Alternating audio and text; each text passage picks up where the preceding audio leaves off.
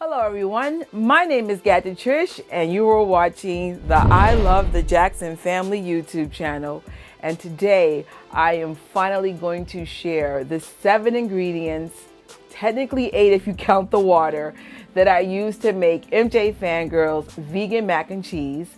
Now this recipe was created by me. It was what I used for her baby shower that she had a couple of months ago. She liked it, I loved it, and I'm like, hey, would you like me to name this vegan mac and cheese after you? And she said, sure. So with that being said, enough chatting, let's head to the kitchen as I share the best vegan mac and cheese I have ever tasted in my life. I'm not saying it because I made it. It's just really good. Why am I still babbling? Let's get to the kitchen. So I'm in the kitchen, and the first thing you want to do is put about 4 cups of water to a pot. You're going to put that to medium to high heat, and you're going to wait for the water to boil. Next thing you want to do is preheat your oven to 450 degrees. And while you're waiting for the water to boil and your oven to preheat, let's add the ingredients to the blender. First thing you want to do is put 3/4 cup of the Daya cutting board cheddar shreds. Next, you want to put 3/4 teaspoon of onion powder, a 1/2 teaspoon of sea salt, 1/8 teaspoon of cayenne pepper, 2 tablespoons of hemp seeds, 2 tablespoons of avocado oil. We have one more ingredient to add, but you have to wait for something to happen to have that last ingredient. So while we're waiting for the water to boil, you might have a couple of questions or concerns. One, do you have to put all these spices in there? From my experiment, yes. I did try this recipe with no spices, no hemp seed, no oil. It was absolutely disgusting. I think it's the combination of the oil, the seasonings, and this particular cheese that's giving it a really good cheddar taste. I have used another brand called Violife. It wasn't as good. There's something about the Daya. It melts really nice and it complements those seasonings really, really well. So you can experiment with your favorite vegan cheese of choice, but for now, this is the winner. And what really makes this a really good cheese to use, especially for an outing, it is dairy-free, nut-free, soy-free, and gluten-free. So if you have people that have like allergies, this is really allergen friendly. It is made with coconut oil, which is not considered a popular allergen, but I just wanted to point that out. And so this is the cheese that we went for with this particular dish. It's also a serving for 2 to 4 people. This was really just made for MJFangirl, but you could easily double the ingredients. If you guys want me to do a separate post on how I did that, let me know. It's a slightly different. So enough chatting, the water's boiling. Let's add the pasta. Now you're gonna add a 1/2 cup of pasta. This is the pasta that we use for MJFangirl's baby shower. However, if you are gluten-free, this is my favorite gluten-free pasta of choice. There's only one ingredient and it's chickpeas. And for those of you guys who are also doing like the alkaline lifestyle, this is also alkaline approved.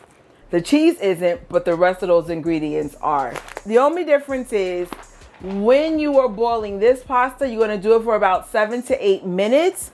When you're doing the chickpea pasta, you're going to do it for about, I would say, 5 to 6 minutes. Use your best judgment, and then I'll be back. Right, after you have cooked your pasta, whether it's the chickpea pasta or the pasta of your choice, you are going to actually reserve 3/4 cup of the boiling water into the blender. And then you're going to blend this on high for about 1 minute. Make sure that you drain the rest of the water of the pasta. After you blend it, you are going to pour it into these are the little cast iron pans that I use. You can get these on Amazon. You can find these at like places like Home Depot and stuff. I'll leave the links in the description below. And if you want to help support the channel, please use my affiliate links. Just saying. And you're going to top this with 1/4 cup of the same day cheese that we used earlier. And then you're going to put this in your preheated oven for about 15 minutes. If you want it to be a little bit more brown, you could do it for 20 minutes, but keep in mind, if you cook it too long, you're going to dry it out. All right, so this is the version that was made for MJFangirl. This one has gluten. This, though, is the gluten-free version. I'm not sure why the cheese is browner on this side, but it is. Like I said, the taste is similar. If you're making it for guests, more likely the one with gluten would probably be more familiar. But like I said, when I make this for myself, I do the gluten-free one. And just in case you're wondering what kind of meals, like how would I do this as a meal? Give me 1 second. So this is the MJFangirl's mac and cheese. I'm pairing it with fried oyster mushrooms instead of having fried chicken. And this is Kelly greens. For the gluten-free version, I have pulled mushroom biscuit and of course the Kelly greens and the gluten-free mac and cheese. Both of these are super delicious, and I want to give credit where credit is due. Those dishes came from a cookbook called An Alkaline Holiday. That's where these dishes came from. The mac and cheese, though, was inspired by some stuff in here, my mom's mac and cheese, and my other vegan mac and cheese on my main channel, Green is the New Lean. If you guys are looking for more plant-based options, you don't have to be vegan. Join Green is the New Lean. I have a whole lifestyle channel there. We'll be eating a lot healthier moving forward. I have so much to share with you on that channel. And also make sure you check out MJFangirl's baby shower to get her review about this awesome mac and cheese. And until my next post, Gadget Trish is out. And as I would say on my vegan channel, think vegan.